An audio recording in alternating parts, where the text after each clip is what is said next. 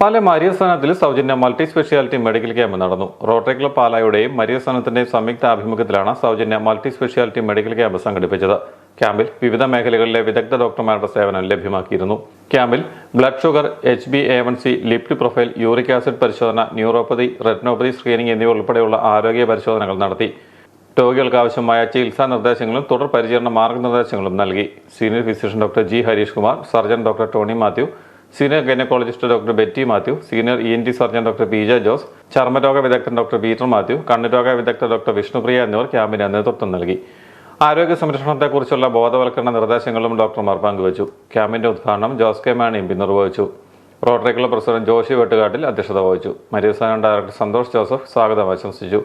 ക്യാമ്പിന് ആശംസകൾ അർപ്പിച്ച മേരിഗിരി IHM ഹോസ്പിറ്റൽ സീനിയർ ഫിസിഷ്യനും Pala Rotary Club community service ചെയർമാനുമായ doctor G Harish Kumar, Rotary Club of Pala secretary Amal Varghese എന്നിവർ പ്രസംഗിച്ചു.